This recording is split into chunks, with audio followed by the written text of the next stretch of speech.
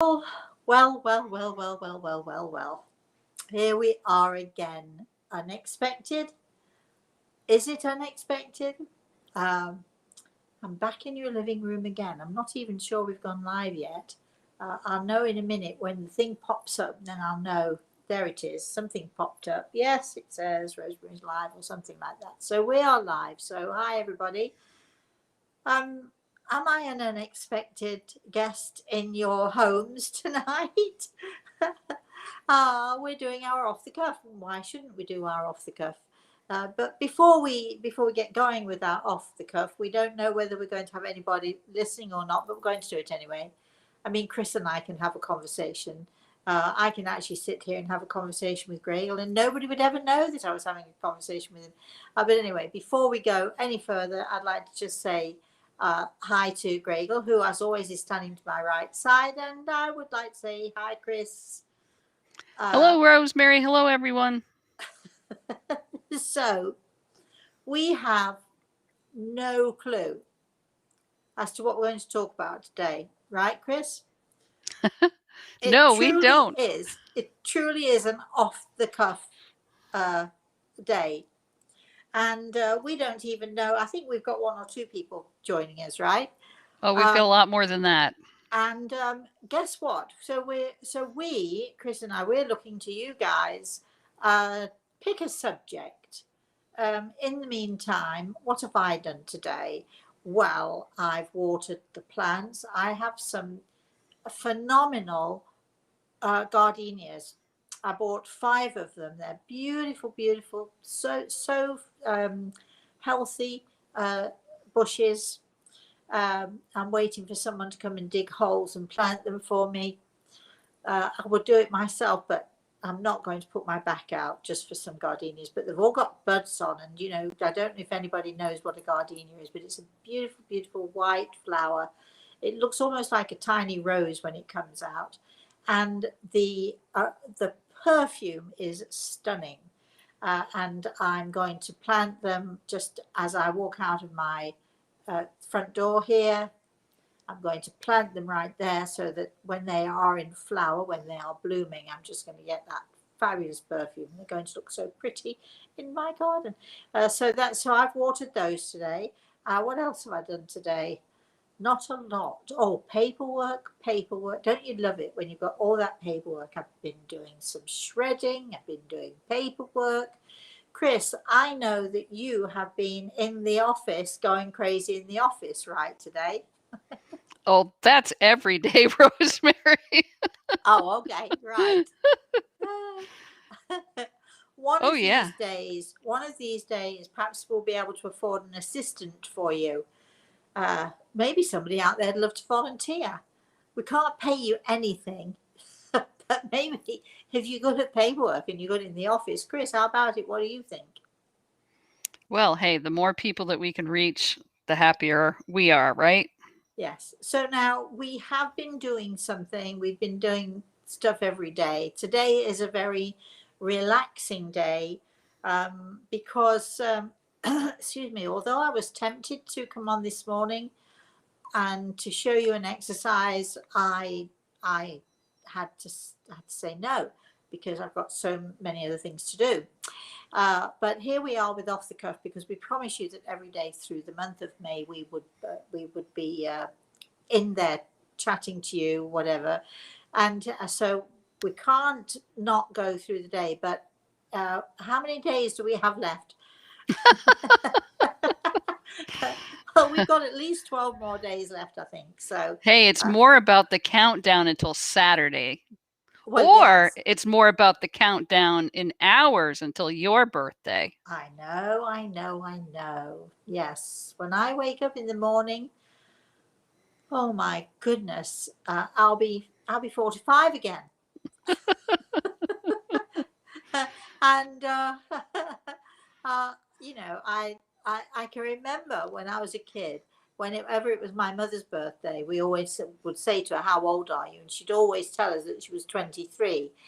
And we believed her for the longest time. I think we were teenagers before we actually realized that wasn't possible. But anyway,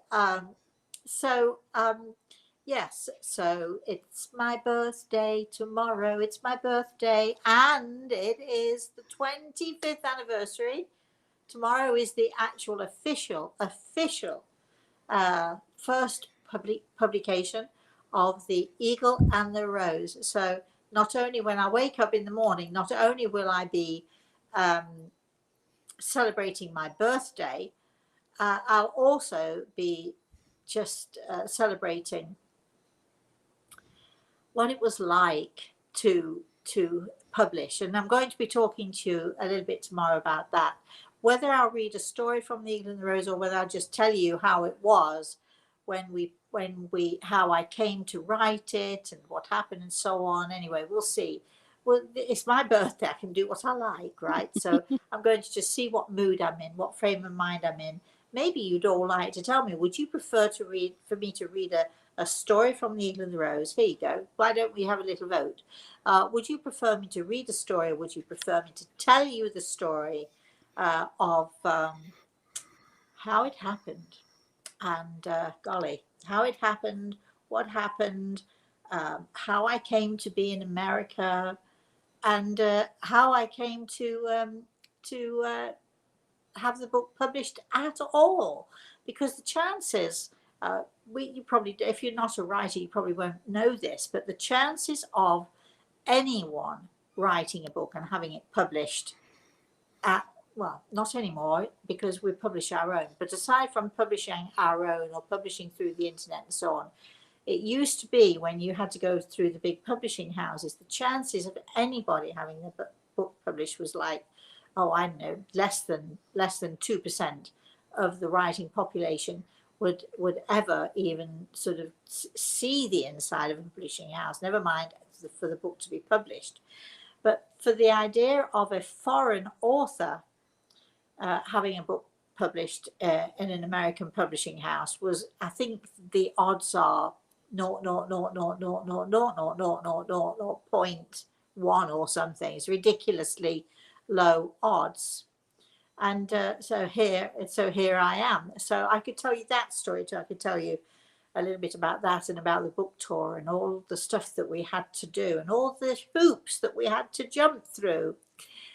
The first time I was on the Larry King show, that was something. That's a great story. The first time I was on television, going around the country, and then going into the bookstores and all of that. So, anyway, and so tomorrow, definitely I'll be on in the morning at 10 a.m. Eastern Standard Time, but I might be popping on here and there throughout the day as well, because why wouldn't I? It's my birthday. And why wouldn't I share my birthday with you all? And, speaking of birthdays, someone out there sent me the most beautiful flowers today.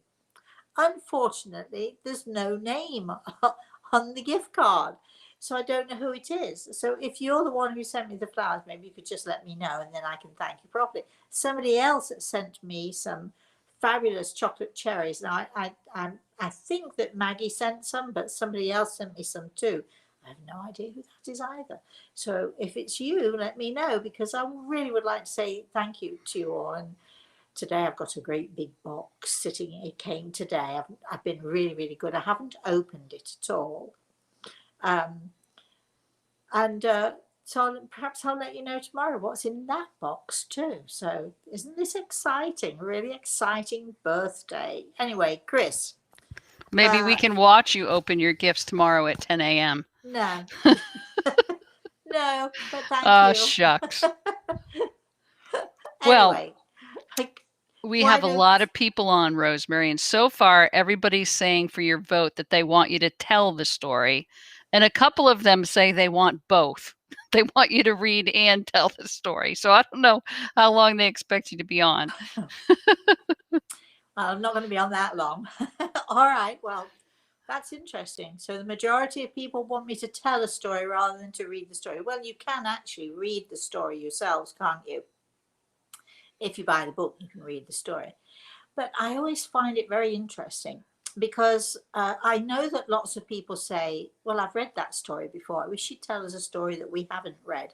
But I always find if I'm going to listen to authors, you've read the story, but then when you listen to the author, especially if the author is not reading the story, they're telling you how this happened or that happened, you always hear more, or you always hear those details that you didn't have room for when you were writing, and putting it in the book, because you can only write so much. So whenever even if I told you, for instance, there's a story in The Eagle and the Rose, which is one of my favorites. It's the little girl and the tiger. Oh, I love that story. Anyway, but when I tell the story, there's more detail when I tell it than there ever is that in the book, in the story, in the book, because again, you can only spend so much time and use so many words when you're telling a story in a book. Otherwise, the book would be so many feet thick. you never get it all in.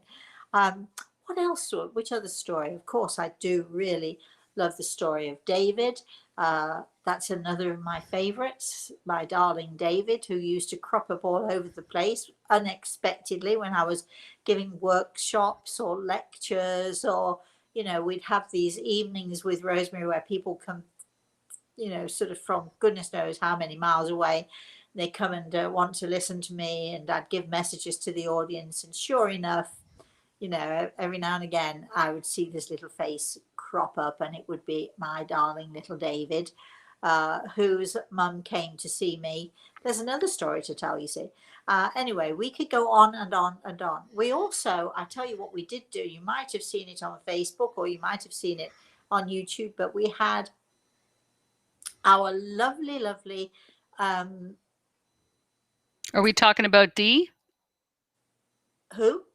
Are we talking about Dee? Yes, the well, 9/11 story? I was thinking of Bridget as well, but Okay. but yes, we have Dee, and that story went up today, and that is a really amazing story because Dee wrote to us and said, "I saw Rosemary at she came to town," is what she said. Rosemary came to town, and my friend and I had to go and see her, and she tells a story, not of how she got a message, but how she was witness to some people in the audience who got a message that actually affected the entire audience. And she said that she and her friend were crying, and most of the audience was crying also. And that was a story. I think she came to see us in December, just after 9/11, just after the Twin Towers. And the Twin Towers was whatever it was it September, October 11th? And it was just after this, and people were still reeling from the idea of the fact that the Twin Towers was bombed, that there were so many people who died, so many people who were crushed in the buildings and so on.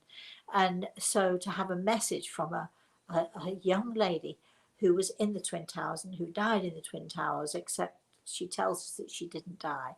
And that interview with Dee, as she's telling it, as she remembers it, listening to me giving this message to the two young men who were sitting behind her.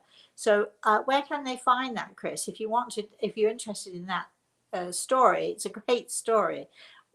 Well, with all of your videos, I like to consider YouTube your repository of all videos, but it went live on Facebook and Twitter. Your couple of Facebook pages, Twitter. I think I put it up on Instagram and LinkedIn. YouTube. So anyway, and also, of course, you can find it if you don't want to search all of those different places. You can find it on our website, because we do have a page with testimonials. And so, if you just go to the website, rosemaryaltea.com, and click on there, you'll see all these different interviews, listening to other people's experiences, which is really, I think it's really neat. Chris, so over to you. Okay. So one of your questions was, what subject do we want to talk about tonight? Okay. We have, they Uh-oh. want to know more about Egypt. They want to know more about love. let's see, I think there was a third one. Let's see. Connecting with the heartbeat of your soul. How Oh, do you know if you have made that connection while listening to your CD? okay. Well, it's something that you feel, and it's something that you feel inside of you. We are actually going to be doing webinars, in the coming months. Sorry, I'm fiddling about. Sorry. We are going to be doing some webinars in the coming months. I'm wobbling about, aren't I? And we're going to be dealing with these subjects. So if you're one of those people who are interested in wanting to know how to connect with your own soul, how to hear the heartbeat of your soul, yes, because the soul does have a heartbeat. How to hear the heartbeat of your soul, how to raise your level of consciousness, how to tune in to that, that higher level of sensory perception that we all have. I think we're going to be doing some webinars with that, so please pay attention to that. But I mean, these are subjects that are far too long for the off the cuff, but we will be addressing them absolutely, and it's good to know that you're interested in those things. Egypt, what can I tell you about Egypt? Well, yes, well, I have I've got a really great story about Egypt, and how I was able to, with Grey Eagle's help and him directing me and showing me how to do it, how one day we went out in a felucca. A felucca is one of those little boats. I don't know if you've seen them in Egypt. They have a single sail in the middle. It's a pole in the middle, and then they raise the sail up on this single pole, and the boats are quite tiny.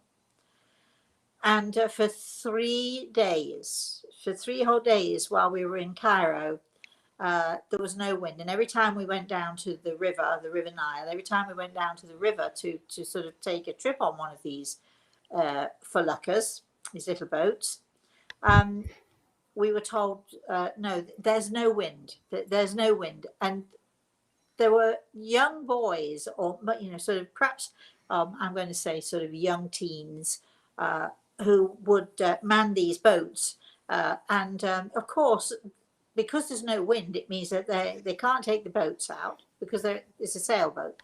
They can't take the boats out, so they're losing money. They have no money if they can't earn the money. And so they were just as desperate to take us on the boat as we were to go on the boat. And so the last day that we were there, the very, very last day that we were there, I just determined, let's just do it anyway. There's no wind, but that's fine. But by the third day, of course, all of these young boys were hurting because because nobody was going out onto the river, and they were not earning any money of any kind. So they were desperate too. So when I went down there and I said, well, let's just do it, these two young boys, young teenagers, they thought we were crazy, but they were not going to refuse us, because obviously we had to pay to go on this thing. And so we sat in this felucca, and along the River Nile, especially in Cairo, there are boats all the way along the riverbank. Some are big boats, some are really huge boats, some are small boats, and so on. But all the way along the riverbank, there are lots of different sized boats. So we got onto the felucca, and one of these boys had a big pole, and he was pushing the boat with the pole, and the other kid was grabbing hold of all of these boats that were moored by the side of the river, and he was pulling along, and the guy with the pole was pushing us along, and we were just sort of eking our way very slowly down the River Nile, which did not work for me at all. So I said to them, can we go out into the middle of the river? And they were shaking their heads and no, no, no. And I said, yes, yes, yes, let's go out into the river. And I'm doing my best to persuade them, being nice to persuade them. and they wouldn't have it because obviously they couldn't go out. So this one kid, he looked me right in the eyes, and he said, "We cannot go out. There is no wind." So I thought, we'll have to fix this. So I looked at him and I said, "Okay, you want wind? We'll give you wind." I had no idea really what I was talking about. But remember, I told the story the other day of how I went into the pyramids, and how as I came out of the pyramids, I said to Gregor, "What's that all about?" And he'd given me the power sign, the fist, and he, told me power. It's all about power. So I went to the far end of the boat. I'm not a sailor, so I don't know whether it was fore or aft or wherever it was in the middle. I went and sat at one end of the boat, and I'm talking to Gregor, and I said to Gregor, "Is it possible? Can we do something about this wind? Because we'd really love to sail down the River Nile after all. How many chances does anybody get to do that?" So we sat together, Gregor and I sat very still, palms upwards in a meditation mode, and Gregor is explaining to me, remember, everybody, everything is about energy, right? It's all about energy. Everything is about energy. So he's telling me how, and talking me through how I can create this energy and use the power that is within me to create the wind. Does it really sound as far-fetched as it sounds to me when I'm telling you? All I can tell you is that this was what was happening. So Gregor said to me, he told me what to do, how to use my energy, explained the whole dynamic of the situation. So now we're going to change the day. Remember, I'd said to this young kid, "You want wind, we'll give you wind." Right. So I sat there, and I sat there for quite some time. And these two boys were at the far end of the boat, and they couldn't take their eyes off of me. And from time to time, I could see them peeking at me. They knew I was up to something, because after all, when you're doing this sort of thing, you can feel it, you can see it. If you can see somebody working in this way, you know that something's going on here. What's going on? So they were at the far end of the boat, and they were watching me. And I just worked with Grey Eagle, and we sat there for a little while. And then all of a sudden, I felt a breeze across my face. Gentle, gentle, soft breeze across my face, which then grew into a heavier breeze. And as I watched the river, the ripples on the water started to come up very slow, very slow. And all of a sudden, completely out of the blue, whoosh, like this. Yes, did I make you jump? Whoosh, came the wind. And the sails on this little boat were tied tightly round this mast, but they were flapping and trying to get free. And you could hear the sound of the flapping of the sails.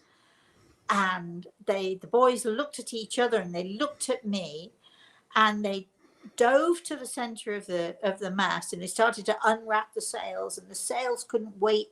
Before you knew it, we were sailing right out in the middle of the river. What was amazing, though, was, well, I know that's amazing, but what was really amazing was that all of a sudden we could hear cheers going up from all around the river, on the far side of the riverbank, on our side of the riverbank.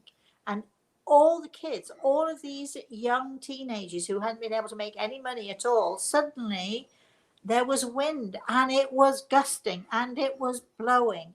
And all of a sudden we looked, and all of these boats are coming out onto the river, and all the kids are shouting at each other. and laughing, and you could hear this joy because finally it means they've got work again. They could work again, and it means that, it meant, tremendous.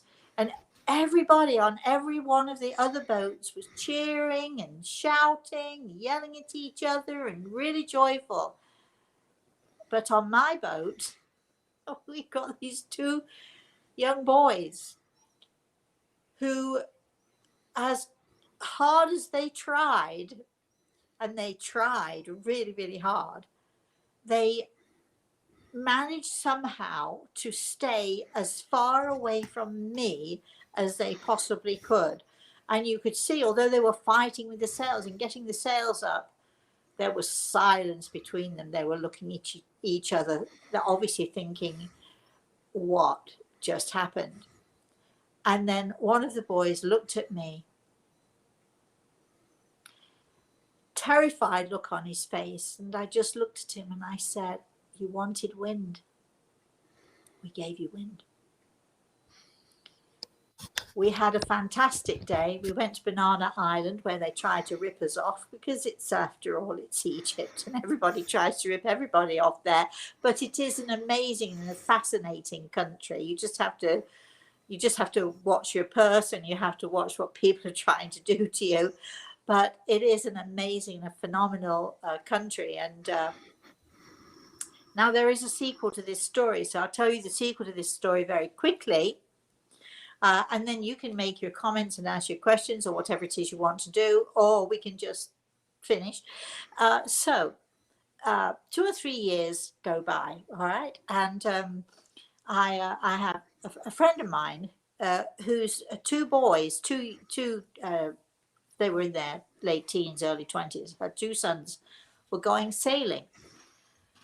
And she said, the problem is there's no wind. And immediately I'm thinking, wait a minute, I know that story. So she said, I don't think they're going to have a good day because there's no wind whatsoever. So I tell her the story of how if you put your mind to it, thoughts are living things, remember. Thoughts are the most powerful and the most positive things we possess. So I'm telling her how to do it, and I'm instructing her, just put your thoughts out there and see if you can, create the wind for them so they can have a nice day. So, okay, so she did that, and then she called me back and she said, what do you think? Do you think it'll work? I said, yeah, I think so. I hope so. Let's just hope they have a good day. Well, she called me around 6 o'clock. She said, I can't understand it. The boys should have been home for dinner by now. They're not back. She called me at 7 o'clock. I'm getting a bit worried, Rosemary. She called me at 8 o'clock. Still a bit worried. 9 o'clock she called me, and she didn't know whether to laugh or cry. So the boys came in, our sons came in like drowned rats. They were soaked to the skin. She said, what on earth happened to you? They said, well, we were out on the lake and we were having a really nice time, and all of a sudden around, whatever time it was, 3 or 4 o'clock, just when she was putting her thoughts out there, it was around 3 or 4 o'clock, all of a sudden, completely out of the blue, a gale force wind came flying across, capsized the boat, we fell in. And she called me to tell me, and we were laughing, I was laughing, and I said, what on earth did you do? So she said, well, I think I went a bit too far, didn't I? She said, I was so determined that we were going to have a good day that obviously I created a gale instead of a gentle breeze that they could have nice sailing with. So when, the moral of this story is, when you are doing this and you're using your thoughts and you're using your energy, I mean, it really can work, and it really does work so very, very well. Just be careful, do it gently. Don't go full out. Just, start slowly, do it gently. What did you think of that story, Chris? I have always loved that story. And I know Eric was talking this past week about where there's drought out in California, and obviously they're in other places too, like how could you bring the rain? So what you just said about, I wouldn't I wouldn't put the focus too much on a lot of rain, because then there would be a deluge and mudslides and, all that other kind of stuff. The interesting thing, though, is that collective thought and collective energies can be very, very powerful. So if you know of a group of people who are willing to work with you and to just ask, instead of asking for rain, just ask for what is needed and ask God for what is needed, then just sort of hand it over to him, so he can choose, he can decide. Because if you ask for too much rain, you could end up with a flood, and you don't want that either. But I love that story, and I loved it when it happened. If I think back, I can still see the boys' faces. They avoided me like the plague. When we got off of the boat, they stood way to the side. They wouldn't come anywhere near me. Whether they thought I was a witch or something, I have no idea. But they knew that something was happening, and they knew that I was part of whatever was happening. But hey, I wanted to go out on the I wanted to go out on the River Nile. I wanted to sail down the River Nile. We had to do something, right? Okay, Chris. So there are a number of comments about your story. Carol says, I know and love this story. And a long time ago, an Egyptian fellow from Cairo wanted to marry me. I was worth many camels and goats, being tall, blonde, and strong. I declined. I can remember sitting, I had the same experience. I remember sitting by the pyramids in Giza, just outside of Cairo. And I have to tell you that it sort of it got a little bit, got a little bit nervous about it, because there were a few men who came around and, well, I'll give you 2 camels, I'll give you 6 camels. I was like, before we knew it, and I think they were really quite serious. You've got to be careful in Egypt. Just watch what you're up to. So yes, I'm not sure that they wanted to marry me. They certainly did want to whisk me off, maybe to their harem. Is that the same as wanting to marry somebody? I'm not really sure. I don't think so. Well, Chris says it's powerful. I am says, wow. And I guess Chris also says that's hilarious. So yes, they're loving your. My friend Julie,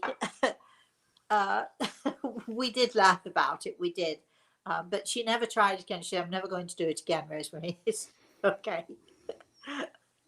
Miriam was saying she was hoping that you were going to continue the story about you seeing yourself lying in bed from the last time. I know exactly what you were wanting. I'm going to tell that story, or continue that story, on one of our Saturday morning story times, but not today. Mark is on, and he started the whole chat room with, I needed off the cuff. I've missed you. Oh, darling, thank you. Thank you so much. That's so nice of you. Well, here we are. There are a number of people already sending you happy birthdays, because let's face it, the time zone is different. In their time zone, it is your birthday. Tick tock, tick tock, tick tock. Yes, yes. Well, actually, I went with my friend on last Saturday night. We kicked off the week. I know it really was officially not the week, because Sunday's the beginning of the week. But on Saturday night, we found this new pub, a new English pub called Shakespeare's in Sarasota. And oh my gosh, the food is amazing. It's fantastic. We loved it. And the people are really lovely too. And so we kicked off the week by going out, and I had fish and chips, typically British, and my friend had a burger, which was probably the best burger, one of the best burgers. I had a taste of it, delicious, one of the best burgers I've ever eaten. I'm not a big burger fan, but I'm not a big meat fan, but it was delicious. So we started off Saturday, and then Sunday. Well, look, I made all of those desserts, and now look what you've all made me do. I made all of those desserts, I was only going to make the pastry cream. I was only going to show you how to make the pastry cream and show you what you could do with it. But then I thought, well, why don't I make some meringues as well? Big mistake, big mistake. I'm sure you all love watching me do it. And you know, people are so afraid to, for some reason or another, people are afraid of making meringue. So I actually showed you, if you want to watch that again, you can find that on YouTube, or you can find it wherever you find these videos. But it's so easy to make, nothing fancy, just plain simple, delicious meringue, which I filled with cream and drizzled with chocolate. And yes, but look, you see, now I'm left to eat them. And anyway, so that's that. So we've been celebrating every day. What did I do yesterday? Oh, I ate meringue yesterday. I'm just getting fatter and fatter. And I ate meringue today too. But now I'm going to stop because, you know, because enough is enough, right? All right. So we're celebrating every day, and we're going to continue celebrating until at least next Sunday, when I'm going to be showing you how to make my famous margaritas. Da, da, da, da. And you really can't make a non-alcoholic margarita, but I might show you how to make an appletini, or I might show you how to do something. I will figure something out. And I'm going to show you how to make at least 1 or 2 cocktails, and maybe I'll show you how to do a baked brie wrapped in pastry. With a little something else inside of it. But you have to watch me on Sunday for that. But we're going to be keeping this celebration going, right, Chris? Because after all, how often do you get to celebrate 25 years of the publication of a best-selling book? I mean, how many? I think that's a great achievement. Well, not only that, I mean, it was best-selling at the time, but it's really become a classic, and it's one of those books that when you buy it, you lend it, you don't get it back. You buy another one, you lend it, you don't get it back. It keeps passing, you know, from person to person to person. Yeah, we have a friend in Canada who comes, she'll buy 10 of them at a time, and then she gives them out as Christmas gifts, she gives them out as birthday gifts, she gives them out all over the place. And you know, it is, I have to say, it is that kind of a book, right? That, you know, even if somebody doesn't necessarily believe in it, once you pick it up and start reading it, I think it's called, what they call it is a page turner. Once you start reading it, you can't put it down. So, you know, so that's pretty good. And I think that a book has to be, not quite sure exactly, somebody out there listening might be able to tell us, but I think a book has to be still being published or in publication for something like, I don't know if it's 15 years or something. At a certain point, it is then labeled a classic. If you can still buy it in the stores, if it's still available, if it's still in print, etc., etc., it's called a classic. So The Eagle and the Rose has been a classic for quite a long time now, for several years. However, 25 years is a landmark. So we're going to call this a landmark classic. Chris. So the talk about the fish and chips has now got a thread started with, Okay. now, have you made fish and chips in your recipe show? I want fish and chips. Yes, yes to the fish and chips and the brie. So, you know. Well, you know who makes the best fish and chips, and he has a great video. I think he does it in something like, I don't know, 12 to 11 minutes or 12 minutes or something. Gordon Ramsay has this amazing video. You just put in Gordon Ramsay fish and chips, and he shows you how to make fish and chips. So easy, so good, and he is an amazing chef. He's probably my favorite chef. Anyway, and We need you all to write in to Gordon Ramsay and ask him to have Rosemary on his show, or for him to come on her show. Oh well, yeah. I don't do the cursing part of it, but actually he doesn't do it nearly as much now as he used to do it. But anyway, But regardless of whether you like him or not, he's an amazing, amazing chef, and I watch him anytime. And he does these 10-minute videos or 12-minute videos or whatever they are, and he shows you how to make these things. And he does an amazing fish and chips. And I think, not sure, but I think he uses beer batter. So, Chris. Mark was hoping you could help him. He's had a very rough time at work this week. Let's see, I'm scrolling back up. I've been in a slump and needing reassurance that my current job will work for me for 2 more years so that I can retire. There is such an uneasiness where I am, and can Gray Eagle and you, cherished Rosemary, shed light into the darkness I've been overcome with? You have to raise your level of consciousness here. This is what you have to do. And it's not an easy thing to do, Mark, but you have to put yourself somehow on a level that is above all of the angst and all of the stuff that's going on around you. The temptation when there's negativity around you, the temptation is that you get drawn into it. It's hard not to when it's around you all the time. And it can really bring you down. But what you have to remember, my darling, is that you are much more powerful than that negativity. And your positivity is so much more. So if you can just sort of lift yourself away from it, sort of in your mind, just, okay, yeah, they're good people, they're nice people, they're not my kind of people, but I'm sure they're really nice people, but I'm going to just slightly remove myself here from what's going on.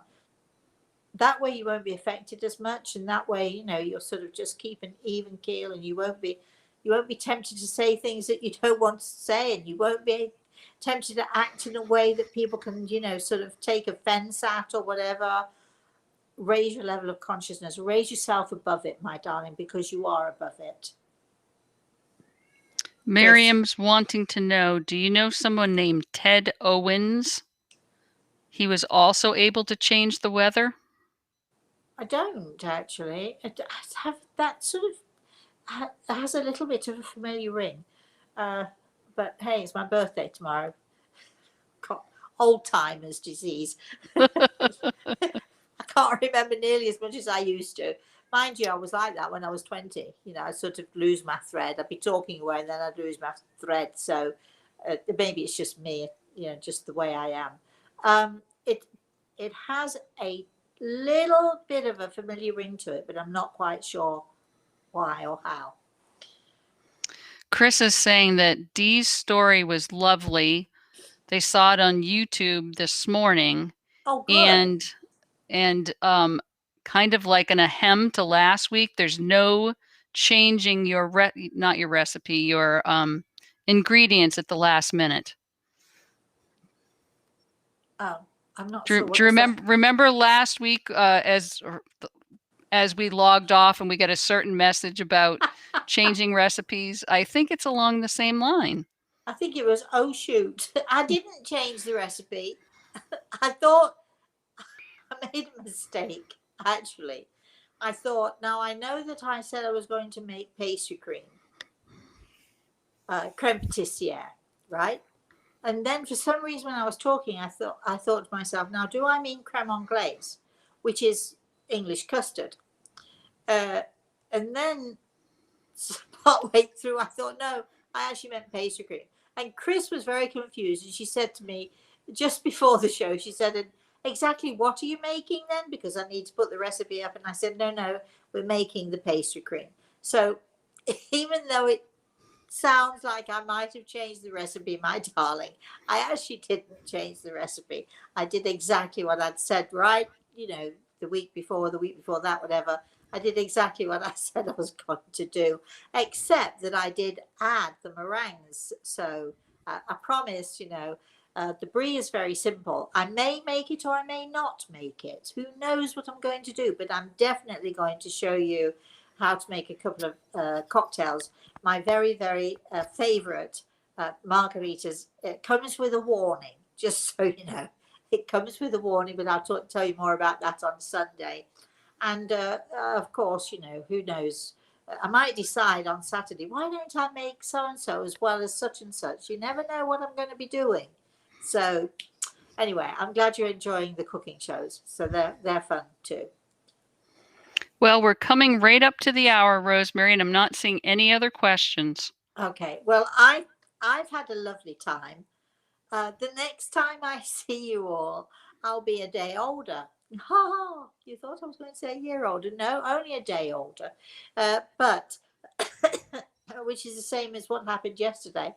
But I do want to thank you all because we've had some fabulous birthday wishes. We've had some fabulous best wishes for our 25th anniversary. We love the fact, we really, really love the fact that you join us and that you're joining us in this celebration. We are gearing up this week for our Saturday webinar, which is, you know, going to be very, very special. If you still would like a ticket, I think there are just a few left. Go to our webpage, rosemaryaltea.com. We are going to be doing our direct voice. Greg is going to be talking to us directly, direct voice with Great Eagle. Great Eagle Speaks. And that's going to be really something. It's going to be really powerful. So we're gearing up for that. What else are we doing? Oh yes, tomorrow. Oh yes, I'm coming out at 10 o'clock tomorrow. We already talked about that. Who knows what I'm going to be doing? It's my birthday. I can do whatever I like, can't I? The truth of the matter is I can do whatever I like anyway, no matter what the day of the week. On Thursday, we should be back with our Thursday show, The Spirit World Sees All. That is at 11 a.m. Eastern Standard Time. We'll be on Friday. Are we doing another bottom brick, Chris? I'm not sure. We are doing a bottom brick. Christine has volunteered. Okay, so we're doing the bottom brick. So so if you haven't seen it before, we did one last week and we did one the week before, and we'll be doing another one on Friday, and then on Saturday, of course, is the webinar, and on Sunday we have the cooking show, and then we come around all over again. And at some point in the middle of all of this, threaded through all of this, we might even be doing some more off the cuffs because we love off the cuff. We know that you love off the cuff because you tell us so. If you like us, if you like what we're doing, can you, once you've finished watching this, could you click the like button? You know, go click the like button, and can you also click the share button? Because you know, we love the fact that you found us, but imagine some of you is taking you to come across us inadvertently, or some of you have been searching for ages. So the more that you can share this and the more that you can share what we do with other people, the more other people can have a chance to be enlightened and to have more understanding of what it is like to be in this world of ours, to live in this world of ours. And it's always good to share those things. So I'd like to say thank you very much, Chris, once again, stepping up. I'd like to say thank you to Grey Eagle, of course. I would like to say a special thank you to all of you out there who join us. We do love it. And thank you for sharing our 25th month of May every day. It's killing me, everybody. Not really. I'm loving it too. So thank you so much for joining us. Thank you for supporting us. Please share. And please, all of you out there, I know for some of you it's morning and I know for some of you it's the middle of the night. But anyway, wherever you are in the world, please have a very, very blessed rest of the day, everybody.